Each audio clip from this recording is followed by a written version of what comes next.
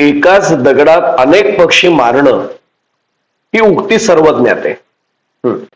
पण त्याचा नेमका अर्थ मात्र लक्षात आणून देणारी एक अत्यंत महत्वपूर्ण अशी घडामोड नुकतीच घडली. अगदी या आठवड्याच्या प्रारंभीच घडली. या घडामोडीबाबतची औपचारिक स्वरूपाची घोषणा भारतीय प्रजासत्ताक दिनाच्या 77व्या वर्धापन दिनाच्या अगदी दुसऱ्याच दिवशी म्हणजे 27 जानेवारी रोजी करण्यात आली. विशेष म्हणजे ही घटना जरी प्रत्यक्ष भारतात घडलेली असली तरीही भारत आणि युरोपीय महासंघ यांच्यासाठी ही अत्यंत महत्वाची आहे. पण त्याचे दूरगामी स्वरूपाचे परिणाम मात्र केवळ भारत आणि युरोपीय महासंघापुरतेच मर्यादित राहणार नसून संपूर्ण जगभरात अनुभवास येणार असल्याचे अत्यंत सुस्पष्ट संकेत आता प्राप्त झाले. युरोपीय महासंघ आणि भारत यांच्यामध्ये मुक्त व्यापार करार विषयक एक अत्यंत महत्वाच्या कराराची घोषणा आता करण्यात आली. 27 जानेवारी रोजी या कराराची घोषणा दिल्लीमध्ये केली गेली. प्रत्यक्ष युरोपीय महासंघाकडून मात्र आधीच याबाबत जाहीररित्या संपूर्ण जगाला सूचित करण्यात आलं होतं की असा करार होणार आहे. विशेषतः अमेरिकेकडनं सध्या जगातल्या बहुंशी सर्वच देशांच्या विरोधामध्ये व्यापार युद्ध सुरू करण्यात आलेलं असतानाच ही मुक्त व्यापार विषयक कराराची घोषणा आणि ती देखील युरोपीय महासंघाकडून प्रत्यक्ष केली जाणं याला अधिक महत्व प्राप्त झालं होतं. आणि म्हणूनच खरं तर आता हा विषय चर्चेच्या निश्चितच केंद्रस्थानी आलेला आहे. या आधीच म्हटल्याप्रमाणे युरोपीय महासंघ आणि भारत यांच्यामध्ये मुक्त व्यापार करार विषयक किंवा मुक्त व्यापार विषयक एक अत्यंत महत्वाचा करार होण्याची शक्यता असल्याचं प्रत्यक्ष युरोपीय महासंघाकडून आधीच जाहीररित्या सूचित करण्यात आलं होतं. युरोपीय महासंघाच्या आयुक्तालयाच्या अध्यक्षा उर्सुला वॉन डेर लेयन आणि युरोपीय परिषदेचे अध्यक्ष अँटोनियो लुई सॅन्टोस डा लुकास्टा हे यंदाच्या भारतीय प्रजासत्ताक दिनाच्या म्हणजे 77व्या वर्धापन दिनाच्या सोहळ्यासाठी प्रमुख पाहुणे म्हणून भारतात आले होते. नवी दिल्लीत त्यांची उपस्थिती सर्वांनी आपण पाहिलेली आहे. याखेरीज 27 जानेवारी रोजी म्हणजे प्रजासत्ताक दिनाच्या वर्धापन दिनाच्या दुसऱ्या दिवशी नवी दिल्लीमध्ये आयोजनात आलेल्या भारत युरोपीय महासंघाच्या 16व्या शिखर परिषदेमध्येही हे सगळेजण सहभागी झाले होते. याच दिवशी म्हणजे 27 जानेवारी 2026 रोजी भारत आणि युरोपीय महासंघामध्ये मुक्त व्यापार विषयक करारावर स्वाक्षऱ्या करण्यात येतील, तो करार करण्यात येईल अशी शक्यता युरोपीय महासंघानं आधीच सगळ्या जगासमोर मांडली होती. आणि म्हणूनच खरं तर युरोप आणि भारतासाठी एक फार मोठी सुवर्ण संधी ठरली. विशेष म्हणजे ही शक्यता प्रत्यक्ष युरोपियन महासंघाने जाहीररित्या सूचित केली, त्यामुळे त्याला या कराराला आणि या एकूणच घडामोडीला जास्त महत्व प्राप्त झाले, अधिक असं विशेष महत्व प्राप्त झालं होतं. प्रचलित पद्धतीनुसार युरोपीय आयुक्तालय हे युरोपातल्या कायद्यांचा मसुदा तयार करतं, ड्राफ्ट, आणि युरोपीय महासंघाने केलेल्या करारांची अंमलबजावणी म्हणजे त्याचं इम्प्लिमेंटेशन, एक्झिक्युशन हे करत असतं. त्याचप्रमाणे आंतरराष्ट्रीय व्यासपीठावर युरोपीय महासंघाचे हे आयुक्तालय प्रतिनिधित्व करतं. युरोपीय महासंघाच्या सदस्य देशांचे नेते त्याचप्रमाणे आयुक्त हे या युरोपीय परिषदेमध्ये नेहमीच सहभागी होत असतात. अगदी अलीकडेच युरोपीय महासंघ आणि दक्षिण अमेरिकेतल्या ब्राझील, अर्जेंटिना, उरुग्वे, पराग्वे यांच्या मर्कोसूर या व्यापारी गटामध्ये देखील अशाच प्रकारचा एक व्यापक स्वरूपाचा मुक्त व्यापार विषयक करार नुकताच करण्यात आला होता. याच प्रकारे भारताच्या 77व्या प्रजासत्ताक दिनाच्या पार्श्वभूमीवर भारत आणि युरोपीय महासंघामध्येही मुक्त व्यापार विषयक करार केला जाण्याची दाट शक्यता आहे असं प्रत्यक्ष युरोपीय महासंघानं मगाशीच म्हटलं, प्रारंभीच म्हटलं तसं सूचित केलं होतं. भारताच्या संदर्भात एक बाब विशेषत्वानं आणि आत्यंतिक महत्वाची ठरणार आहे. या करारामध्ये उभय बाजूंसाठी अडचणीच्या ठरणाऱ्या कृषी क्षेत्राला, दुग्ध विषयक म्हणजे डेअरी विषयक क्षेत्राला पूर्णपणे वगळण्यात आले. अमेरिकेच्या संदर्भातल्या करारामध्ये हीच अडचण होती, पण आता ती अडचण आपोआप दूर ठेवली गेली. भारत आणि युरोपीय महासंघातला सध्याचा व्यापार हा 100 अब्ज डॉलर्स पेक्षाही अधिक असून 2030 पर्यंत तो दुप्पट करण्याचं उद्दिष्ट समोर ठेवण्यात येणार आहे.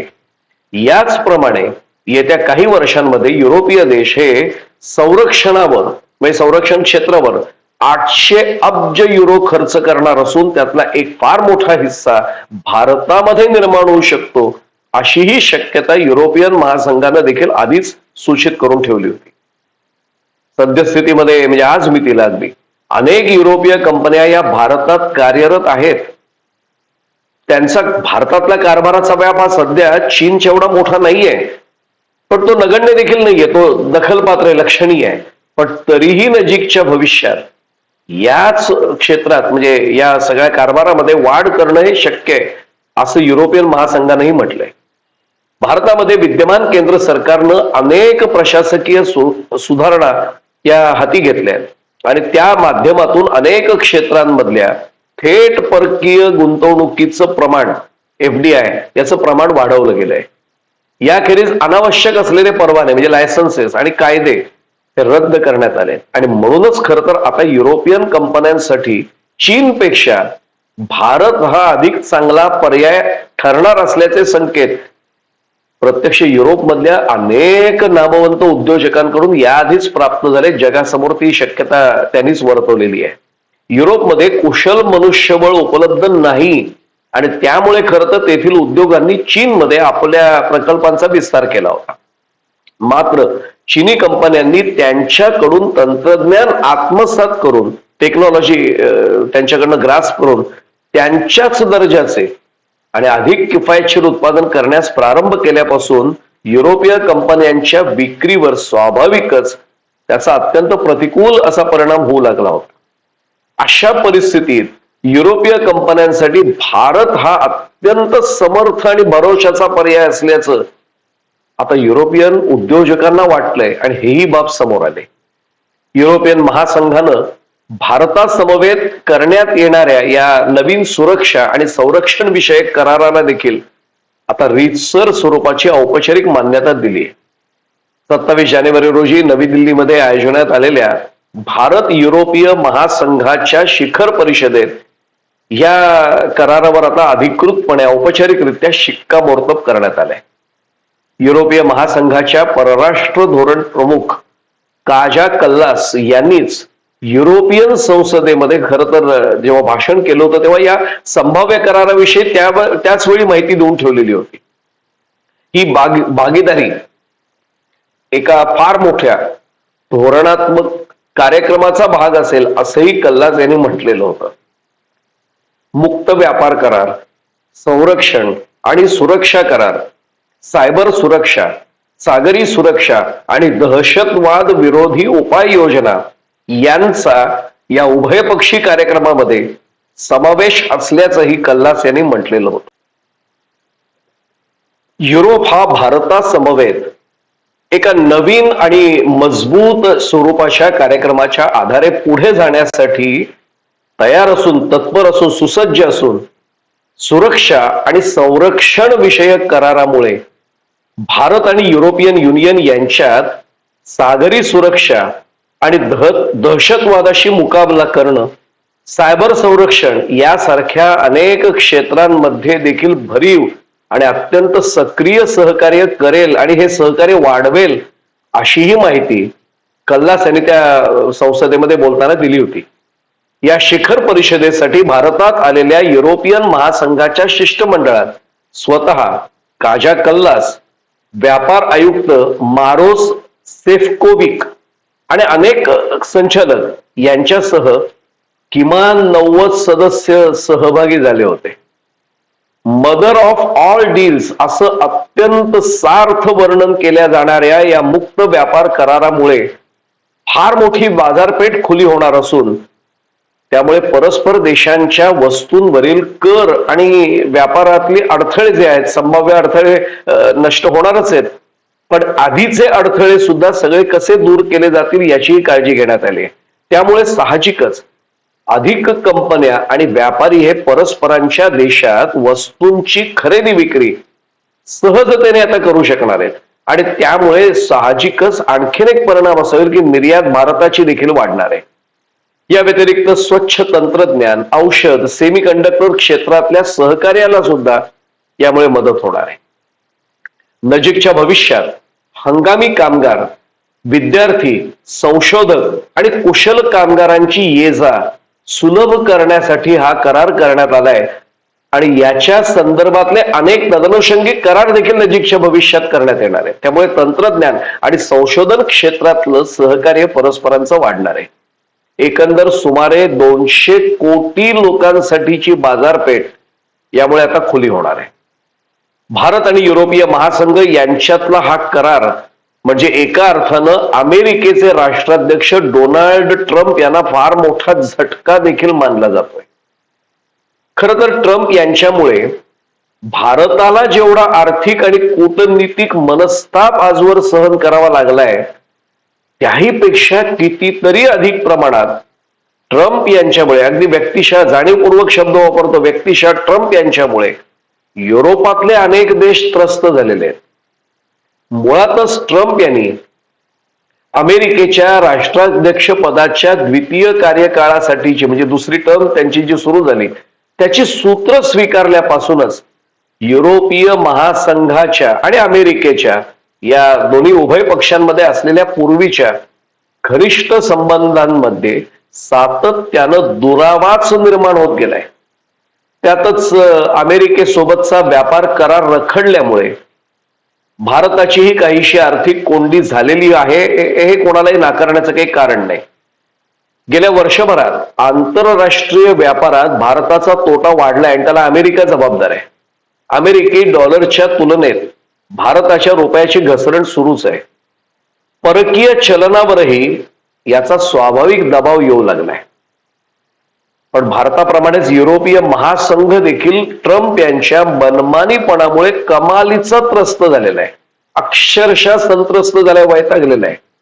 रशिया युक्रेन यांच्यातल्या युद्धाच्या पार्श्वभूमीवर अमेरिका आणि युरोप यांच्यामध्ये फार मोठी दरी निर्माण झाली असून त्याला देखील व्यक्तिशः ट्रम्प हेच प्रामुख्यानं जबाबदार आहेत.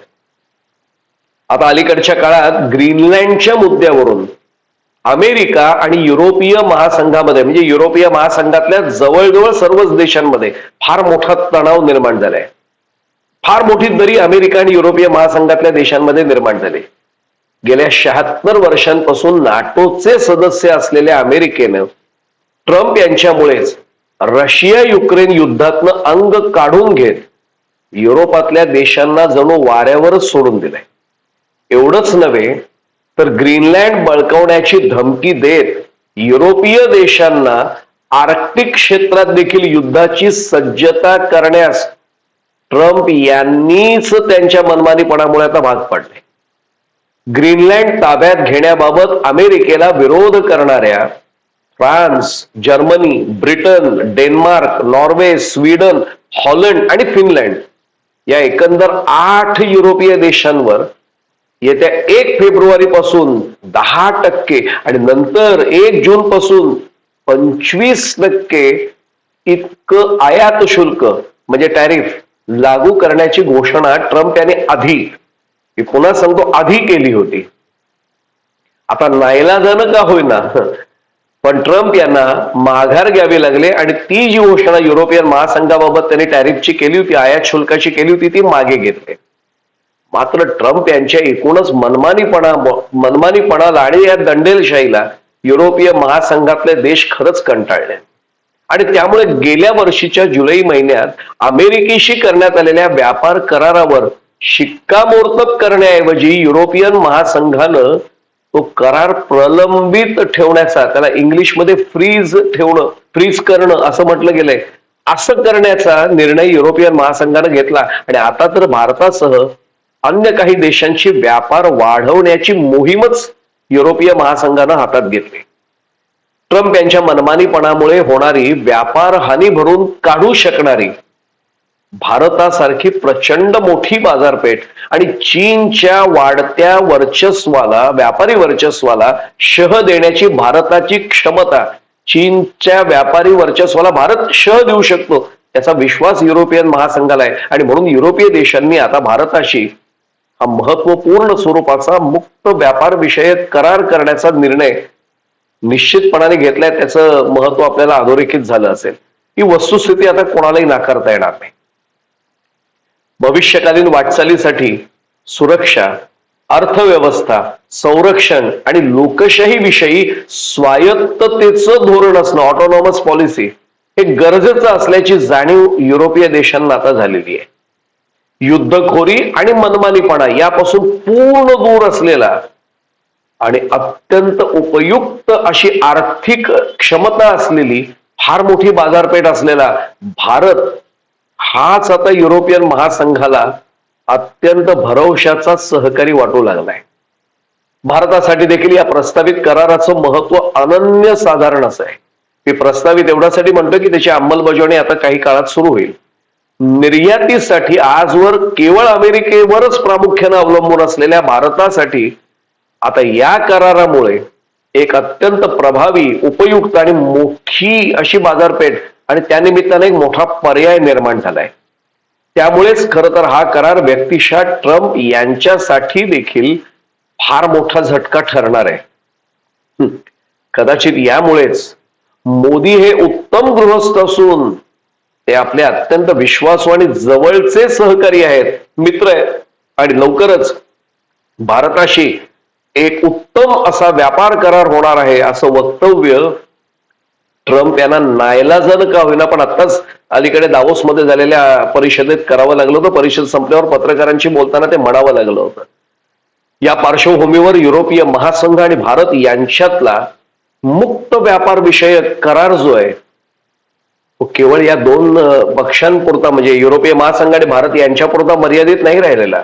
आता या कराराकडे संपूर्ण जगाचं लक्ष केंद्रित झालं. याची अंमलबजावणी कशी होते, त्याचा परिणाम काय होतोय, नेमका अमेरिकेला त्याचा कसा फटका बसू शकतो, याकडे आता संपूर्ण जगाचं लक्ष केंद्रित झालं असं म्हटलं तर ती बाब मुळीच अप्रस्तुत आणि अतिशयोक्तीची ठरणार नाही.